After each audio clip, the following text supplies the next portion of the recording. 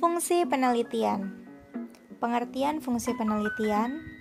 Fungsi penelitian yaitu mencairkan penjelasan dan jawaban terhadap permasalahan serta memberikan alternatif bagi kemungkinan yang dapat digunakan untuk pemecahan masalah.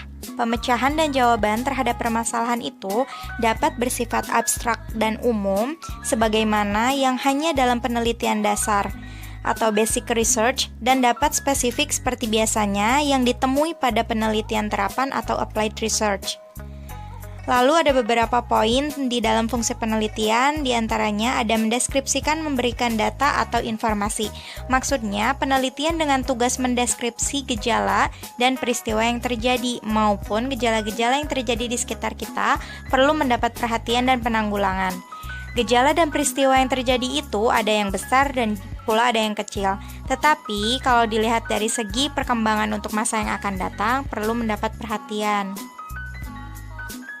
Lalu di poin yang kedua ada menerangkan data atau kondisi atau juga latar belakang terjadinya suatu peristiwa atau fenomena. Maksudnya, penelitian dengan tugas menerangkan berbeda dengan penelitian yang menekankan pengungkapan peristiwa yang apa adanya. Maka, penelitian dengan tugas menerangkan peristiwa jauh lebih kompleks dan luas, dapat dilihat dari hubungan satu dengan hubungan yang lain. Lalu di poin ketiga ada menyusun teori. Penyusunan teori baru memakan waktu yang cukup panjang karena akan menyangkut pembakuan dalam berbagai instrumen, prosedur, maupun populasi dan juga sampel. Di poin yang keempat, ada meramalkan, mengestimasi, dan memproyeksi. Maksudnya, suatu peristiwa yang mungkin terjadi berdasarkan data-data yang telah diketahui dan dikumpulkan, serta informasi yang didapat akan sangat berarti dalam memperkirakan kemungkinan yang akan terjadi untuk melalui masa berikutnya. Melalui penelitian, dikumpulkan data untuk meramalkan beberapa kejadian atau situasi masa yang akan datang. Lalu di poin yang kelima ada mengendalikan peristiwa maupun gejala-gejala yang terjadi. Maksudnya, melalui penelitian ini juga dapat dikendalikan peristiwa maupun gejala-gejala, merancang sedemikian rupa suatu bentuk penelitian untuk mengendalikan peristiwa tersebut. Perlakuannya disusun dalam sebuah rancangan dan juga membuat tindakan pengendalian pada variabel lain yang mungkin mempengaruhi peristiwa itu. Unsur-unsur penelitian. Untuk dapat melakukan penelitian dengan baik, peneliti perlu memiliki pengetahuan tentang berbagai unsur penelitian. Unsur-unsur yang menjadi dasar penelitian ilmiah ini adalah konsep, proposisi, teori, variabel, hipotesis, dan definisi operasional. Proses teoritis dan proses empiris suatu penelitian, perumusan konsep, penyusunan proposisi dan teori, identifikasi variabel, dan perumusan hipotesis merupakan proses teoritis dalam suatu penelitian ilmiah. Sedangkan perumusan definisi operasional, pengumpulan data, perumusan dan pengujian hipotesis statistik merupakan proses empiris. Di sini ada penjelasan mengenai konsep. Konsep adalah unsur penelitian yang terpenting dan merupakan definisi yang dipakai oleh para peneliti untuk menggambarkan secara abstrak suatu fenomena sosial atau fenomena alami. Misalnya, untuk menggambarkan kapasitas reproduksi manusia dikenal dengan konsep fertilitas dan fekunditas. Untuk menggambarkan pergerakan penduduk dikenal dengan konsep migrasi dan mobilitas. Beberapa konsep yang biasa dipakai dalam penelitian kependudukan dan penelitian sosial adalah nilai anak, perilaku kontrasepsi, angkatan kerja, pengangguran, sikap terhadap kontrasepsi, mobilitas, mortalitas, stratifikasi sosial, interaksi sosial, perilaku memilih, alienasi atau keterasingan, dan juga partisipasi. Konsep adalah generalisasi dari sekelompok fenomena tertentu sehingga dapat dipakai untuk menggambarkan sebagai fenomena yang sama. Misalnya, konsep perilaku menyimpang dipakai oleh para sosiolog untuk menggambarkan fenomena bunuh diri, kebiasaan minum alkohol, dan banyak fenomena yang lainnya. Konsep perilaku memilih dipakai untuk menerangkan fenomena memilih pekerjaan, memilih tempat tinggal, memilih jumlah anak, dan yang lain sebagainya. Dalam kenyataannya, konsep dapat mempunyai tingkat generalisasi yang berbeda.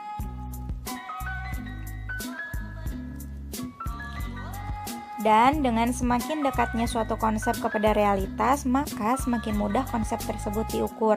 Banyak konsep-konsep ilmu sosial yang sangat abstrak, terutama yang merupakan unsur dari teori yang sangat umum atau grand theory. Misalnya, konsep pilihan pekerjaan adalah lebih rendah tingkat generalisasinya dari konsep perilaku memilih. Berbeda dengan konsep-konsep ilmu alam yang menggambarkan fenomena alami yang konkret karena dapat diraba dengan panca indera.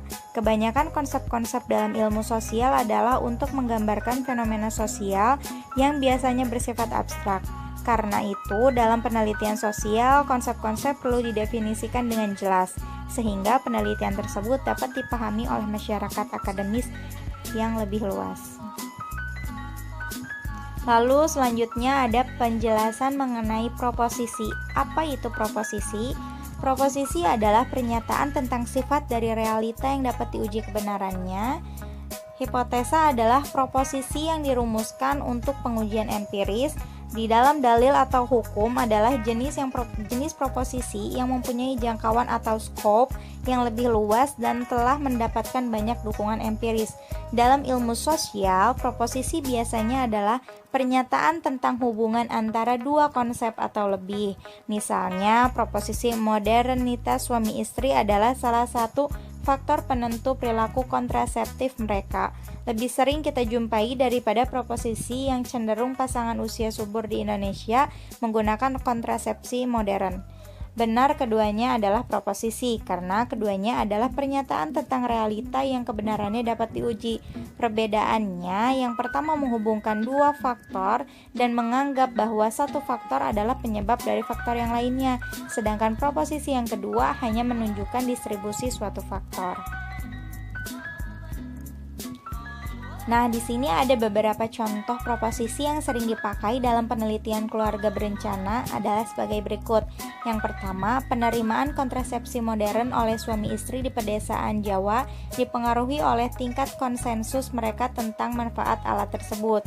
Yang kedua, ada penerimaan kontrasepsi modern oleh suami istri di pedesaan Jawa dipengaruhi oleh persepsi mereka tentang sikap kelompok atau referens. Yang ketiga, penerimaan kontrasepsi modern oleh suami istri di pedesaan Jawa yang dipengaruhi oleh derajat kosmopolitan mereka.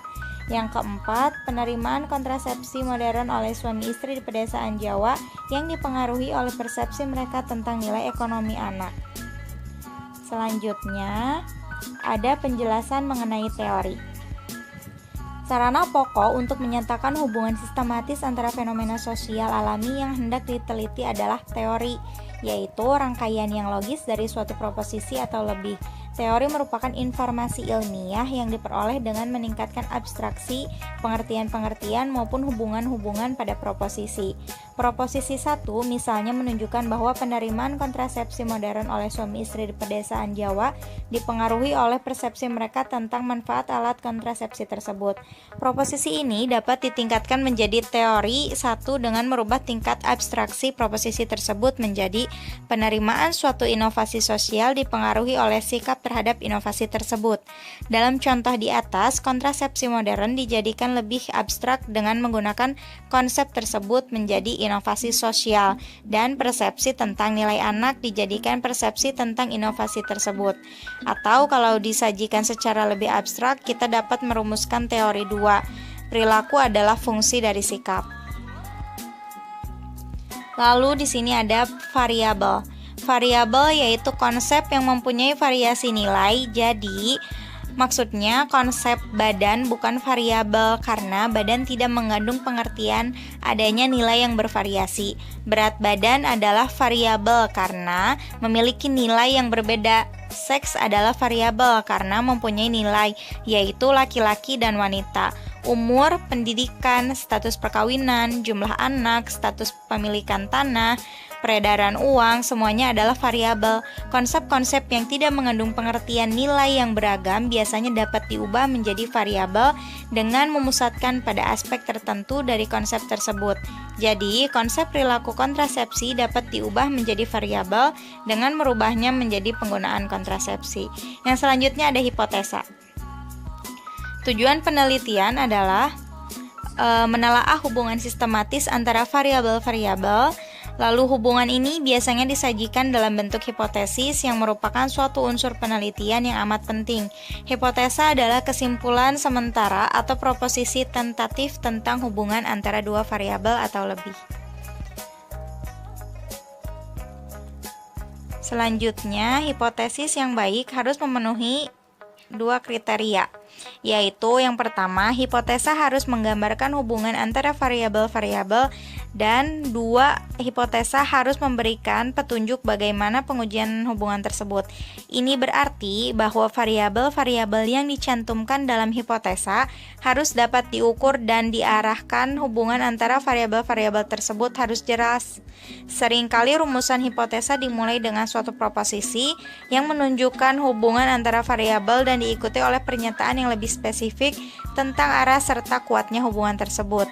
Misalnya, untuk penelitian tentang penggunaan kontrasepsi modern dapat dirumuskan sebagai berikut. Tingkat penggunaan kontrasepsi modern dipengaruhi oleh persepsi suami istri tentang manfaat kontrasepsi tersebut dan persepsi mereka tentang sikap kelompok referensi terhadap hal yang sama. Hipotesa di atas menunjukkan hubungan antara dua variabel bebas atau persepsi tentang manfaat kontrasepsi modern dan persepsi tentang sikap kelompok referensi terhadap kontrasepsi modern. Dan variabel terikat, yaitu tingkat penggunaan kontrasepsi modern. Jenis hipotesa ini disebut hipotesa relasional. Selain hipotesa relasional, terdapat hipotesa deskriptif. Lalu ada hipotesa ini bertujuan untuk menggambarkan karakteristik suatu sampel menurut variabel tertentu. Salah satu contoh hipotesa deskriptif adalah proposisi orang-orang desa berpendidikan tinggi yang beremigrasi lebih besar daripada yang berpendidikan rendah. Semua hipotesa yang di atas disebut dengan hipotesa kerja atau hipotesa alternatif. Diberi simbol HA untuk menguji hipotesa alternatif tersebut. Diperlakukan pembanding dan disebut dengan hipotesa nihil atau hipotesa nol dan diberi simbol dengan HO. Seringkali disebut juga dengan hipotesa statistik. Rumusan hipotesa nol adalah kebalikan dari hipotesa alternatif.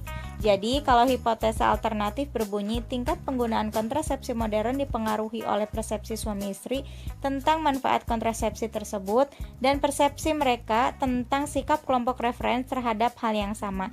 Maka hipotesa nol berbunyi tingkat penggunaan kontrasepsi modern tidak dipengaruhi oleh persepsi suami istri tentang manfaat kontrasepsi tersebut dan persepsi mereka tentang sikap kelompok referensi terhadap hal yang sama.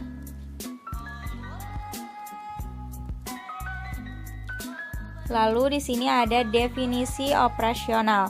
Salah satu unsur yang membantu komunikasi antara penelitian adalah definisi operasional, yaitu merupakan petunjuk tentang bagaimana suatu variabel diukur. Dengan membaca definisi operasional dalam suatu penelitian, seorang peneliti akan mengetahui bahwa pengukuran suatu variabel sehingga peneliti dapat mengetahui baik buruknya pengukuran tersebut. Di bawah ini diberikan contoh-contoh dari definisi operasional. Definisi garis kemiskinan. Dalam penelitian ini dipakai ukuran garis kemiskinan yang dikembangkan oleh Sajogyo IPB. Yang tergolong miskin adalah mereka yang mempunyai tingkat pengeluaran senilai kurang dari 320 kg beras per kapita per tahun di pedesaan dan kurang dari 480 kg per kapita per tahun di perkotaan. Definisi pasangan usia subur atau PUS adalah pasangan yang berstatus kawin berusia antara 15 sampai 44 tahun.